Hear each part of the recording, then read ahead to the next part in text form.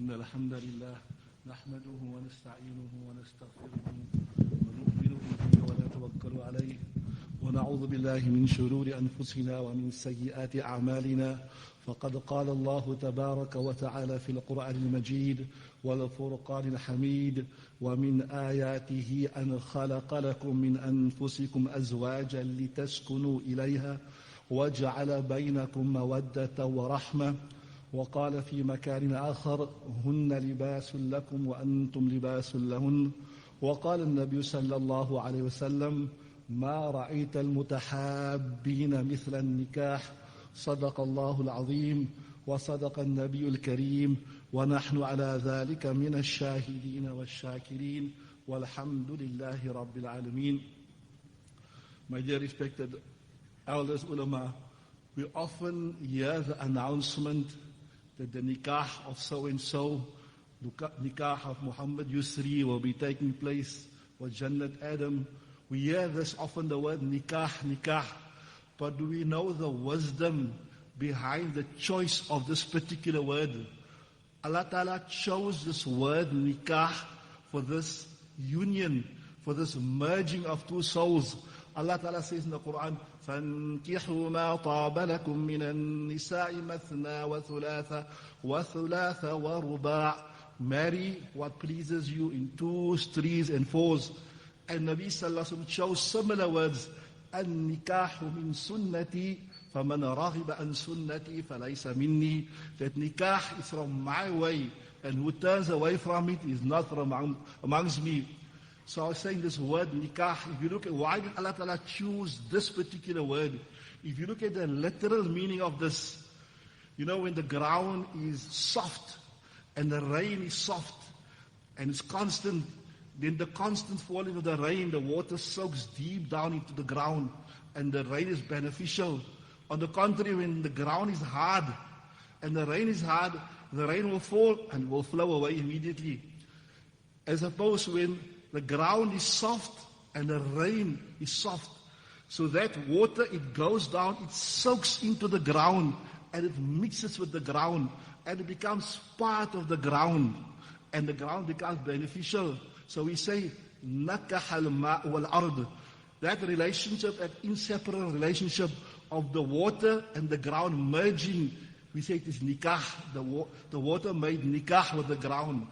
You might have seen, you get these creeper plants, sometimes you have your driveway, you have the canopy, so they grow, and then they grow, they intertwine eventually, you have a solid canopy, but all of those branches, they are separate, they came from the separate ways, but they merged, and it became a solid roof. نَكَحَ الْأَغْصَانُ بَعْضُهَا بَعْضًا. Some of the branches, they married the others, and it became one canopy. Another example, they say when a person sleeps, when he's very, very tired, and the sleep overtakes him, the sleep that comes over his eye and he falls asleep, and he and the sleep becomes one, they merge the two, merges. نَكَحَ النَّوْمَ الْأَعْيُنِ. The sleep and the eyes, when they become one, that is referred to as nikah. So nikah refers to the merging of two souls.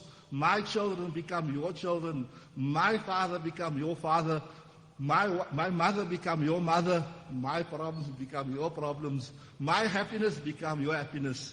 So this is a unique thing. Allah Ta'ala says in the Quran, وَمِنْ آيَاتِهِ أَنْ خَلَقَ لَكُمْ. When you speak about the signs of Allah Ta'ala, you speak about those things, when you see it, you take in a back. Subhanallah, how great, how miraculous. Allah Ta'ala refers to the Quran as a sign. Nobody can explain the miraculous nature of the Quran. When we hear the Quran, even when non-Muslims hear the Quran, they are taken aback. Subhanallah. أَفَلَا يَنْظُرُونَ إِلَى الْإِبِلِ كَيْفَ خُلِقَتْ وَإِلَى السَّمَاءِ كَيْفَ رُفِعَتْ. Allah Ta'ala invites you to look at the signs. Did you see the camel, how Allah Ta'ala created it? وَإِلَى السَّمَاءِ كَيْفَ رُفِعَتْ. How He raised the skies. Allah Ta'ala refers to the camel that came out of the mountains miraculously for Nabi Salih as a sign. So a sign means those things by which you recognize Allah subhanahu wa ta'ala. You got no logical explanation. So Allah Ta'ala says from amongst those signs, وَمِنْ آيَاتِهِ أَنْ خَلَقَ لَكُمْ. He created, those who are acquainted to the Arabic language, la, for your benefit. خَلَقَ لَكُمْ مِنْ أَنفُسِكُمْ. He created for you, from you. So remember, Allah Ta'ala created Adam alayhi salam from sand. وَبَدَأَ خَلْقَ الْإِنسَانِ مِنْ طِينٍ. Adam alayhi salam was created from sand. And it comes in a hadith that Allah Ta'ala never take one portion of sand from a specific place. He took sand from different places. A bit of sand from the different places in the dunya. And what you see today in the different complexions of the people, some pink, some white, some black, some blue, some red, some white, and some hard, some soft, some kind. That is the reflection of the different soils from which Allah Ta'ala created Adam alayhi salam. So anyway, وَبَدَأَ خَلْقَ الْإِنسَانِ مِنْ طِينٍ. Allah Ta'ala created man from soil. He never come from a monkey or whatever. He created. And then Allah Ta'ala could have created Hawa alayhi salam from soil, but He never do that. He created خَلَقَ لَكُم مِّنْ أَنفُسِكُمْ. And according to the hadith, He created Hawa from the left rib of Adam alayhi salam. بَعْضُكُم مِّن بَعْضٍ خَلَقَ لَكُم مِّنْ أَنفُسِكُمْ. To show you that your wife is part of you, your spouse is part of you. She's not something different, although sometimes, maybe sometimes per month, you may think it's just an alien from space or something. But generally, she is part of you. She's with you. خَلَقَ لَكُم مِّنْ أَنفُسِكُمْ. She's created to show you بَعْضُكُم مِّن بَعْضٍ. She's going to stand by your side. After Allah Ta'ala created Jannat, with all its luxury, with all its beauty, مَا لَا عَيْنٌ رَأَتْ, what no eye seen, وَلَا أُذُنٌ سَمِعَتْ, no ear has heard, all the beauty, despite of it, Allah Ta'ala found the need to first create a spouse for Adam alayhi salam. So you could have everything in this dunya, you could drive the best car, the most palatial home, you could have every luxury, but until you do not have your soul mate, until you do not have your spouse, your happiness is not complete. وَقُلْ يَا آدَمُ اسْكُنْ أَنْتَ وَزَوْجُكَ الْجَنَّةَ وَكُلَا مِنْهَا رَغَدًا حَيْثُ شِئْتُمَا. And we said to Adam and Hawa, now you're going to Jannat and you eat and drink. Now you will enjoy Jannat. Before that, you wouldn't enjoy Jannat. When you're alone, you didn't. So your happiness is not complete until you not find your soulmate. And you find the wrong one, you're not complete, and you're finished, right? So we learn from this that you cannot be complete as a human being. You cannot find complete happiness until you not have this great sign of Allah Ta'ala. وَمِنْ آيَاتِهِ أَنْ خَلَقَ لَكُم مِّنْ أَنفُسِكُمْ أَزْوَاجًا لِتَسْكُنُوا إِلَيْهَا. Interesting. In Arabic, if you look at the word for your residence, your place where you live, your domicilium, it's referred to as sakan, the place where you live. And here Allah Ta'ala says, لِتَسْكُنُوا إِلَيْهَا, so you may get peace and solace from her. Interesting. That shows you your home is supposed to be your place of peace. When you have a problem, your first port of call is your home. Adam alayhi salam and Hawa alayhi salam, they lived in Jannat, and then they were removed from Jannat for whatever reason, part of the master plan of Allah Ta'ala. Now imagine this. In Jannat, everything was found. Food, shelter, drink, everything. Now Allah Ta'ala says, قُلْ لَهْبِطُوا مِنْهَا جَمِيعًا. O Adam alayhi salam, you and Hawa have to go and live in the dunya. Now, everything was found. Now, they came to the dunya. Adam alayhi salam knew nothing. He had to learn how to plant, to harvest, to make a fire, to build shelter. وَعَلَّمَ آدَمَ الْأَسْمَاءَ كُلَّهَا ثُمَّ أَرَضَهُمْ عَلَى الْمَلَائِكَةِ. Allah Ta'ala taught Adam alayhi salam everything. Imagine, after having the comfort and the luxury of Jannat, now having to forge a life in this dunya, like, somebody like our grandfathers, most of them, they left India under what difficult conditions. They came here to South Africa and they create a life for us. And today we enjoy the benefit of it. We enjoy the fruits of their labor, the sacrifice. But how much sacrifice they made, Allah Ta'ala reward him. Allah Ta'ala give him khairul jaza for the sacrifice. Now our Adam alayhi salam, our father, he was also sent on a mission to this dunya, and that's to create a mustaqar, a temporary place in this world for us to earn our Jannah. وَمَا خَلَقْتُ الْجِنَّ وَالْإِنسَ إِلَّا لِيَعْبُدُونَ. We did not create you except so that you may worship Allah Ta'ala. So imagine Adam alayhi salam with his wife Hawa on his side, how they to forge a living under these hostile conditions, and how much difficulty that you experience. So the next time as a spouse, you're experiencing difficulty, you're experiencing challenges, then think about how Adam alayhi salam, the sacrifice he had made for us, the difficulties he experienced, now to make fire, now to plant, now to cook, and all of this he had to learn. And Allah Ta'ala said, Hawa alayhi salam with him, so that she can be by his side and help him navigate through this journey. When Nabi sallallahu alayhi wasallam received his first wahi, he saw Jibreel Amin in his original form. It comes in the hadith, he saw Jibreel only twice in his original form. After that, most of the time, Hazrat Jibreel would come in the form of a Sahabi. Hazrat Dahya Kalbi was a very, very handsome Sahabi. But this is one of the times he saw Jibreel in his original form. It's mentioned that his right wing covered the whole western horizon, and his left wing covered the whole eastern horizon. He was shaken up. It was something new. It was the early stage of wahi. لَقَدْ خَشِيتُ عَلَى نَفْسِي. I feared I'm going to be destroyed.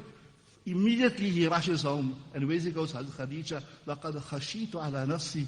I feared for myself. I saw something that I was not accustomed to. First port of call. Your first support. Where he went to, Hazrat Maulana Masullah Rahmatullah mentioned, he said that a man, he only needs 2 friends in his life. You don't need a lot of friends. Yes, you have other friends, your friends, they are platonic friends. But your bosom buddy is 2. One is your sheikh, one is your spiritual mentor, the person who will guide you, and the second is your wife. So you don't need a lot of friends. Yes, you'll be friendly, you go now and then. But a bosom buddy, you have 2 bosom buddies. One is your guide. Your guide will take you to Jannah, and your second one is your wife. So Nabi Sallallahu Alaihi Wasallam goes, makes a beeline to Hazrat Khadija.